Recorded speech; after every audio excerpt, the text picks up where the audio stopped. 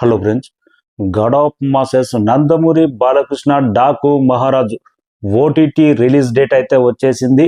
సంక్రాంతికి వస్తున్నాం. ఇప్పటి వరకు ఎంత లాభం తీసుకొచ్చింది? Game changer first day fake collection గురించి దిల్ రాజు అఫీషియల్ స్టేట్మెంట్ అయితే వచ్చింది. ఈ మూడు విషయాల గురించి మాట్లాడదాం.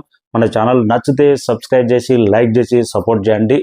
Game changer first day collection poster Dil Raju అయితే క్లారిటీ ఇచ్చిండు.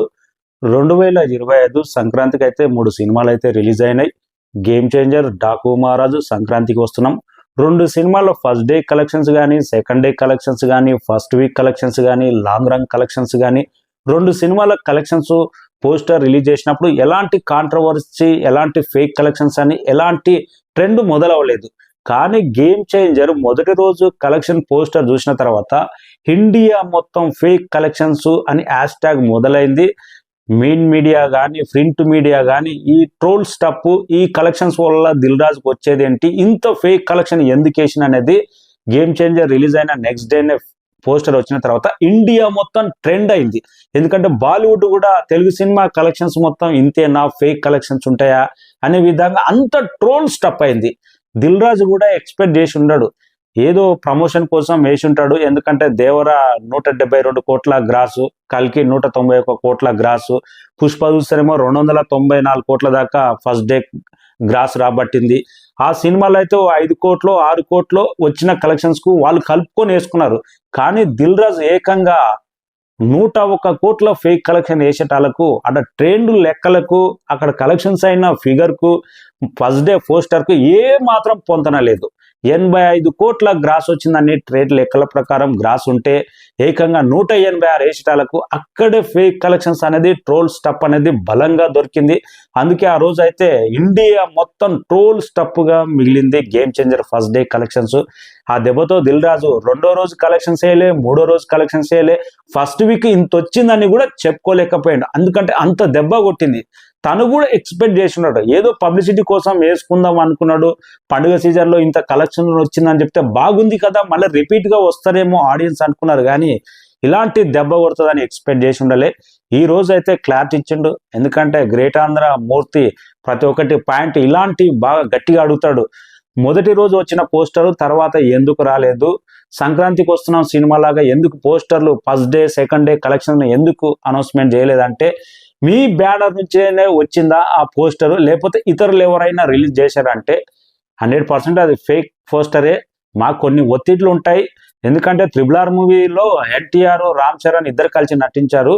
ఆయనతో పాటు కలెక్షన్స్ ఎక్కడ RRR మూవీ తర్వాత మార్కెట్ తగ్గకుండా ఈ పోస్టర్ రిలీజ్ చేశారనేది కొన్ని ఇండస్ట్రీలో సర్కిల్ అయితే, ట్రేడ్ పండితులు అయితే అంటున్నారు.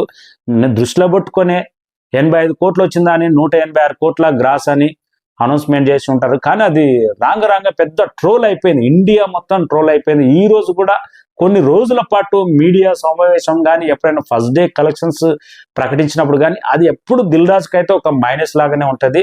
తను చెప్పినాడు, మా దగ్గర కంటే మీ దగ్గరే ఒరిజినల్ కలెక్షన్ ఉన్నాయి కదా, మీకు తెలియదా ఎంత వచ్చిందో, మేము ఎంత ప్రకటించినా కానీ మీకు తెలిసే కదా.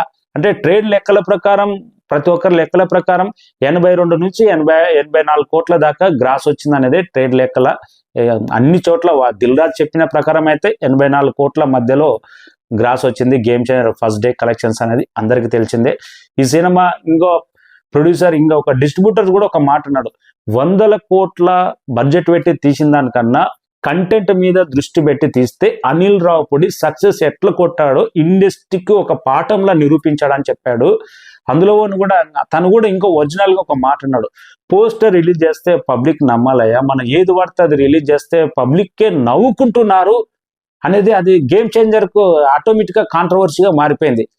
మీరు ఇలా చెప్తే ఏంటి, అది కాంట్రవర్సీ, రేపటి నుంచి ట్రోల్స్ ఫ్యాన్స్ వేరేలాగా ఉంటుంది అంటే ఆల్మోస్ట్ ఇంకా పోస్టర్ రిలీజ్ చేసినాక అందరూ నవ్వుకున్నది ఏంటి, గేమ్ చేంజర్ అంతే. దేవర రిలీజ్ అయినప్పుడు ఫస్ట్ డే కలెక్షన్స్ 100% వాళ్ళు ఫేక్ కలెక్షన్స్ ఒక 8 కోట్ల దాకా కలిపినరు. కల్కి కూడా ఒక 7-8 కోట్లు కలిపారు. అది ఒక లెక్క, అది ఒక పద్ధతి. ట్రేడ్ లెక్కలకు ప్రొడక్షన్ నుంచి వచ్చిన పోస్టర్ కు ఒక 6-7 కోట్ల దాకా డిఫరెంట్ ఉంటుంది. కానీ 100 కోట్ల డిఫరెంట్ ఉన్నట్టు ఏ మూవీకి జరగలేదు. First time game చేంజర్కే.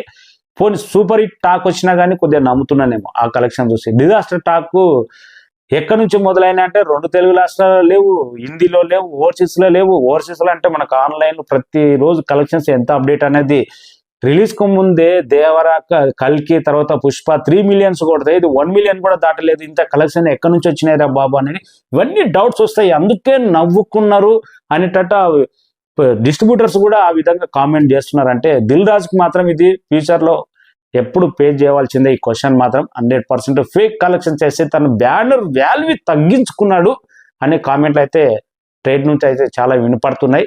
తను కూడా ఒక సీరియస్ అయ్యేటట్టు, మీకు తెలియదా ఎంత వచ్చిందో, మేము చేస్తాం, మీకు తెలుసు కదా నెంబరు, మీ దగ్గరే ఉన్నాయి కదా ఒరిజినల్ నెంబర్ అంటే వీళ్ళ దగ్గర ఉన్న ఒరిజినల్ నెంబర్ ఫస్ట్ డే 82 కోట్లు గ్రేట్ ఆంధ్ర దగ్గర ఉన్నాయి ఫస్ట్ డే కలెక్షన్స్. ఇవన్నీ ఇంకా ఫేక్ అనేది ఇండస్ట్రీలో ప్రతి సినిమా నమ్మలేకుండా దిల్ రాజే మొదలు పెట్టాడు ఫేక్ కలెక్షన్స్ అనేది ఉదాహరణ.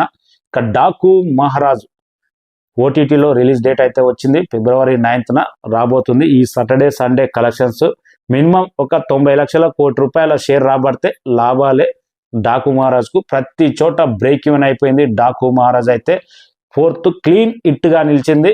అఖండ తాండవం అనేది బాలకృష్ణ దాని రేంజ్ వేరు, అఖండ సీక్వెల్ అనేది దాని రేంజ్ వేరు. సంక్రాంతికి వస్తున్న మూవీ ఇప్పటి వరకు ఈ రోజుతో 104 కోట్లకు పైగా లాభాలు తీసుకొచ్చింది. ఈ సాటర్డే సండేతో 110 కోట్ల లాభం కూడా కంప్లీట్ అయిపోయి 150 కోట్ల షేర్ మార్కు టచ్ చేయబోతుంది. ఫస్ట్ టైం సీనియర్ హీరోల్లో విక్టరీ వెంకటేష్ 150 కోట్ల షేర్ మార్కు టచ్ చేయబోతున్నాడు. ఇది అలాంటి రికార్డులు అయితే క్రియేట్ చేసి పెట్టింది. డిస్ట్రిబ్యూటర్స్, బయ్యర్స్, థియేటర్ ఎగ్జిబ్యూటర్స్ అందరూ హ్యాపీగా ఉన్నారు, లాభాలతో ఉన్నారు. సంక్రాంతికి వస్తున్నాం, ఫ్యామిలీ సినిమా ఎగబడి చూశారు, అలాంటి లాభాలు వచ్చినాయి ప్రజెంట్ అయితే.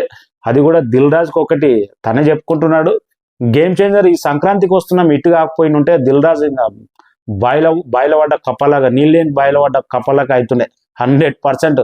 పక్క నుంచి మైత్రి మూవీస్, సితార్ ఎంటర్టైన్మెంట్ చాలా స్ట్రాంగ్ గా ఎప్పుడు వాళ్ళ ఫ్రెండ్షిప్ ఉన్నా కానీ ఏ బ్యానర్ తొక్కుదామని వాళ్ళలో కూడా కాంపిటీషన్ ఉంది. ప్రజెంట్ ఇండియానే రూలింగ్ చేసే స్థాయికి మైత్రి స్థానం వెళ్ళిందంటే తను కూడా పోరాటం చేస్తున్నాడు దిల్ రాజు. ఈ సినిమా సక్సెస్ తో తన నెంబర్ ఏంటో నిరూపించుకున్నాడు. Thank you so much.